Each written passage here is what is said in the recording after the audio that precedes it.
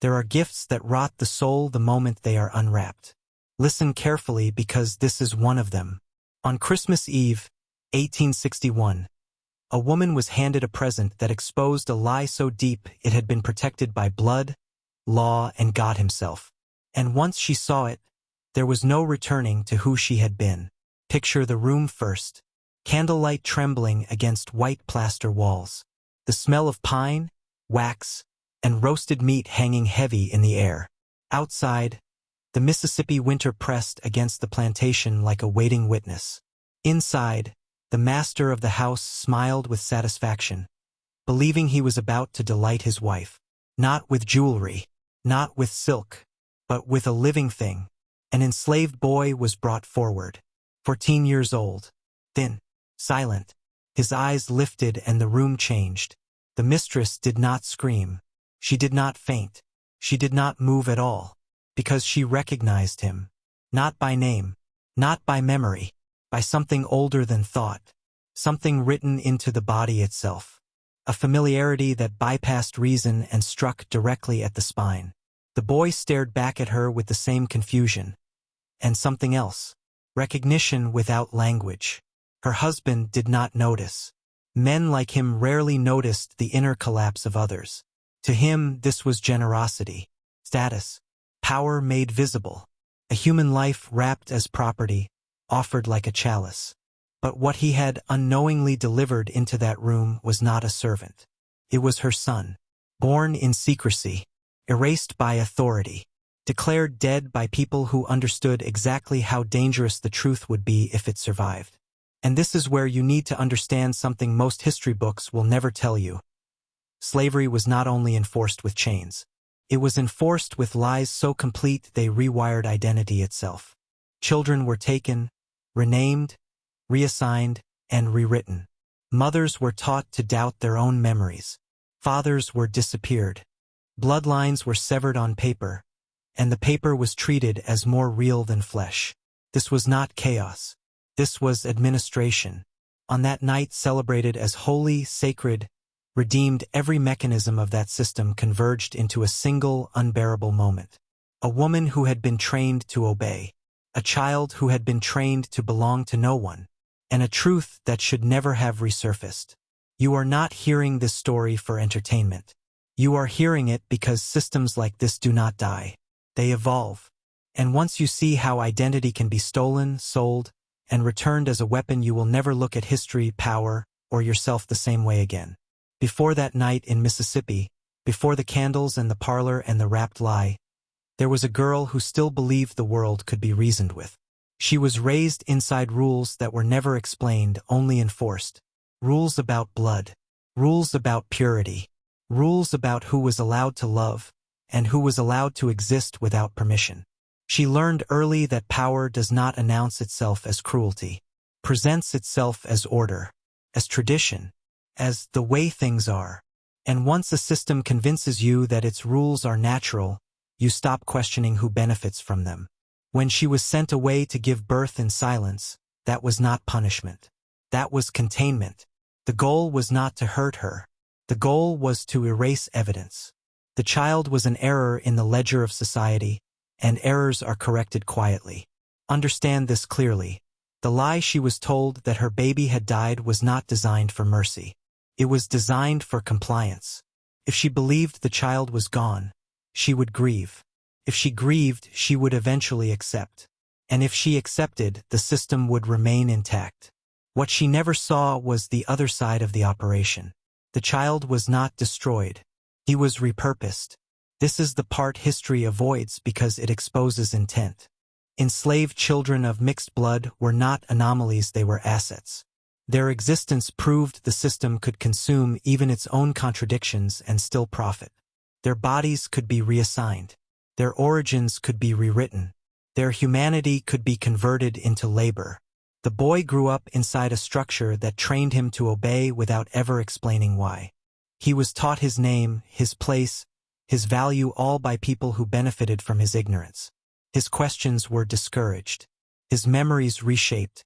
He was told nothing about where he came from, only what was expected of him. And here is the psychological violence most people miss. When identity is taken early enough, the victim does not experience it as theft. They experience it as reality. Meanwhile, the mother learned a different lesson. She learned that resistance only invites annihilation. She learned to survive by becoming precise, controlled, unreadable. She married. She performed. She ruled a household built on suffering while never allowing herself to feel the weight of it. But the body remembers what the mind is trained to forget. Every system that depends on silence eventually betrays itself. Because suppressed truth does not disappear, it waits. And when it resurfaces, it does not ask permission. That Christmas Eve was not coincidence. It was convergence. Two lives engineered to forget each other were forced into the same room. And the lie that had held for 14 years began to fracture. By the time the boy was brought before her, both of them had already been shaped by the same invisible hand. They just did not know it yet. This is how real control works. It does not need constant violence. It only needs structure, repetition, and fear disguised as morality. The plantation was not just land and labor. It was a psychological machine. Every role was reinforced daily. Master, mistress, overseer, enslaved, child, property. Each title carried expectations, and stepping outside those expectations came at a cost so severe it trained compliance faster than any whip. The boy had been raised to lower his eyes, to answer only when spoken to suppress instinct. Even curiosity was dangerous, especially curiosity, because curiosity leads to questions, and questions destabilize systems that rely on myth. He had never been told his mother's name, but he had been told what he was. And over time, that message sinks in. When a system defines you long enough, you begin to police yourself. The woman had done the same thing, just with finer clothes and better language. She had learned to manage suffering without acknowledging it, to give orders without seeing faces, to exist comfortably inside a moral contradiction so large it required numbness to survive. This is what power demands from its beneficiaries: selective blindness. And then the system made a mistake, placed blood in front of blood. For a brief moment, hierarchy failed. Titles dissolved. The training cracked. Recognition bypassed ideology. And in that instant, something ancient and uncontrollable surfaced. Fear. Not fear of punishment. Fear of exposure. Because if the truth became known, it would not just destroy her marriage. It would indict the entire structure. It would reveal that lineage, law, and religion had colluded to commit theft on the most intimate level possible. This is why suppressed history is always personal. It is not abstract. It lives inside families, inside names, inside bodies that carry unanswered questions. The boy felt it too. He did not understand why his chest tightened when he looked at her. He did not know why her eyes unsettled him. But something in him recognized a pattern that had been buried, not erased. That feeling, the sense that something is wrong but unnameable, is the first crack in psychological control. It is the moment a person realizes the story they were given may not be the truth. And systems fear nothing more than that moment. Because once a man suspects his identity was engineered, he becomes dangerous. What happened next was not compassion. It was damage control. And what followed would prove that power, when threatened, will sacrifice anyone to protect itself. After that night, nothing returned to normal because normal was always a lie. The household continued its routines, but every movement carried tension. Every silence spoke louder than words. The woman avoided the boy, not out of cruelty, but out of terror. Proximity threatened collapse. She began watching him from a distance, noticing details she could not unsee. The shape of his hands. The way his eyes narrowed when thinking. Small, unmistakable echoes of herself. Each one was a reminder that the past had not stayed buried. It had been working its way back. The boy, meanwhile, felt a growing disorientation. He had been reassigned, elevated in status just enough to confuse him. This is a common tactic. When systems sense instability, they reward selectively. Privilege becomes a leash. Confusion becomes control. But confusion also creates cracks. He began to wonder why he had been chosen. Why the mistress watched him when she thought no one noticed. Why his presence seemed to unsettle the master in ways that had nothing to do with discipline. Unanswered questions began to stack. And questions are dangerous. This is where I need you to pause and participate, because this story is not just about them. It is about you. If you are still listening, if something in your chest feels tight, comment the phrase, "The veil breaks," twice. Not once, twice. This is not superstition. It is a signal to yourself that you are willing to look past the story you were handed. Because the truth is this: identity is the first battlefield. If it can be rewritten, controlled, or hidden, everything else follows. The woman knew what was coming. She had lived long enough inside the system to recognize the warning signs. Transfers, sales, sudden absences explained as necessity. She knew the boy would not be allowed to remain where recognition might turn into revelation. And she also knew the final cruelty of power. It forces its victims to participate in their own silence. She could expose the truth and lose everything: her daughters, her safety, her life. Or she could stay silent and watch her son disappear again, this time knowing exactly what was happening. There are moments that define a person forever. Not because of what they choose, but because of what the system makes them choose between. And this choice would reveal the final lie of control: that survival and morality are mutually exclusive. What she did next would haunt every remaining year of her life. And it would ensure the system survived at a cost that history would never record. The boy was sold before the new year ended. No explanation. No farewell. Just reassignment, stamped and justified with paperwork that carried more authority than truth ever did. The master framed it as necessity. War Pressures. Finance. Logistics. Excuses that sounded reasonable to anyone who did not know what was being erased.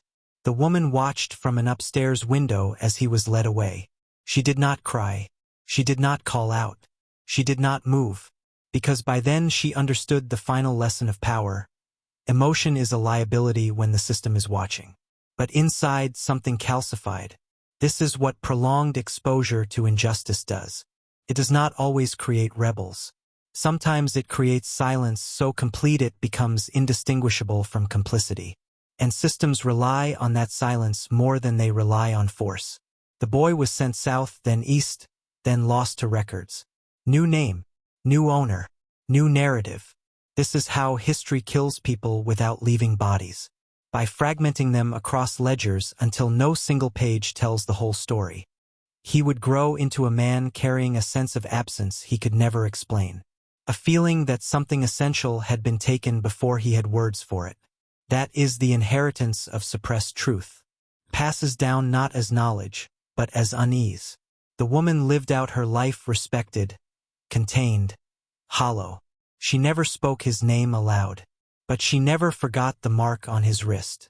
Some nights, she pressed her thumb against her own skin, tracing the same crescent, reminding herself that the truth had existed even if it had been denied a voice. This is not just a story about slavery. It is a case study in institutional manipulation, in how systems rewrite reality, weaponize silence, and train people to confuse obedience with morality. And if you think this ended in the 19th century, you have not been paying attention. The names change, the justifications evolve, but the mechanism remains. Identity control, narrative management, emotional suppression in exchange for survival. The most dangerous knowledge is not forbidden because it is false. It is forbidden because once you see it, you cannot unsee how often it has been used. And once a man recognizes the architecture of control, he stops mistaking comfort for freedom. The story does not end here. It only deepens. Because what happens next is not about loss. It is about what survives. And what survives is rarely what the system intended. The years that followed were a quiet war waged inside two people who never knew how close they still were. The boy, now a man, carried the ghost of a mother he never saw again, unaware that the blood he shared was forbidden knowledge. The woman, now a mistress hardened by survival, carried the memory of a child she could not protect, a living testament to her past rebellion. In silence, both had been trained to obey, to forget, to perform the roles dictated by the world around them. This is the insidious power of institutional manipulation. It does not always destroy by force. It destroys by replacing connection with compliance, memory with suppression, love with strategy. Every decision becomes a calculation. Every word weighs like currency. Every glance holds risk.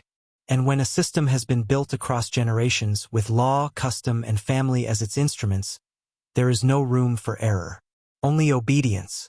Only survival. Yet the human psyche is resistant. Even trained obedience fractures under the right conditions. Memories are not so easily erased. Recognition does not need explanation. Blood has a language all its own. And in the quiet moments of reflection when no one is watching, when the master has gone, when the candle gutters the body recalls what the ledger denies. The heart remembers, even when the mind is coerced to forget. The boy's gray eyes haunted her in dreams. She saw them at the table, in the fields, in her daughter's laughter. Every echo of them reminded her of a life stolen not just from her, but from him. And somewhere in the shadows of that haunted plantation, the machinery of control, legal, social, and psychological, remained untouched. The system was always indifferent to the individual. It only demanded performance. And here is the harshest truth. Sometimes you survive the system only by becoming part of it. She knew this. She had mastered the art of invisibility within it. But mastery comes at a cost. The cost is a life half-lived, a conscience half-forgotten, a love permanently exiled. It is what the architects of such systems rely upon, the quiet compliance of the morally fractured, the obedience of the emotionally fractured, the silence of the human spirit fractured into submission. And the boy carried the same fracture inside him, though he did not yet know it. Every system that teaches obedience over truth teaches disconnection from self. Every lie told to protect the powerful becomes a wound stitched into the soul of the innocent. And sometimes those wounds fester until they demand reckoning. It is in the quiet accumulation of these fractures that history truly manipulates. Each suppressed truth is a seed planted, and the harvest is measured in lives distorted beyond recognition. By the time the woman reached the height of her influence, she had learned to conceal grief, to transform trauma into authority, to make obedience appear as loyalty. It is a dangerous, seductive skill, controlling others with precision while convincing oneself that survival necessitates it. Power always teaches the same lesson. To protect yourself, you must internalize the rules of your oppressors. To wield influence, you must learn to weaponize the very system that destroyed your innocence. And in this lies the secret they never teach you in books or lectures. Mastery over others begins with mastery over one's own submission. You must turn the instruments of control inward before you can navigate them outward. Meanwhile, the boy, now a man shaped by absence, by misattributed guilt, by lessons imposed on him before he could understand, learned to navigate a world that had taken everything without explanation. He learned that survival is obedience, that identity is mutable, that knowledge, like power, is dangerous. And like his mother, he too would discover that silence is often the only currency strong enough to buy existence. This is the architecture of forbidden history. Systems that erase, rewrite, and reconstruct life to consolidate authority. But there is a truth in that erasure that cannot be entirely hidden. Blood remembers. The body remembers. And sometimes, when the system thinks it has succeeded, those memories resurface in ways that defy structure, logic, and law. Every choice she made to survive created a ripple that neither she nor he could predict. Every calculated smile, every silence, every unspoken rule became part of a chain connecting them across time, across separation, across injustice. And it is in that unseen chain that the power of forbidden knowledge resides. The knowledge that even the most thorough systems of control can never erase the innate patterns of identity, memory, and lineage. And so we arrive at the final revelation, the truth they never intended you to witness. History is not written in victories or laws alone. It is written in the absences, the children stolen, the voices silenced, the memories forbidden. The boy's life, the woman's life, and the system that governed them exemplify a reality most will never see. power thrives on hidden truth, and only those willing to confront it can understand its full weight. The system succeeded in erasing them on paper, but not in essence. She carried him in memory. He carried her in instinct. Every time he struggled with obedience, every time she measured the cost of compliance, the same invisible chain tugged at them. Blood could not be legislated out. Identity could not be fully rewritten.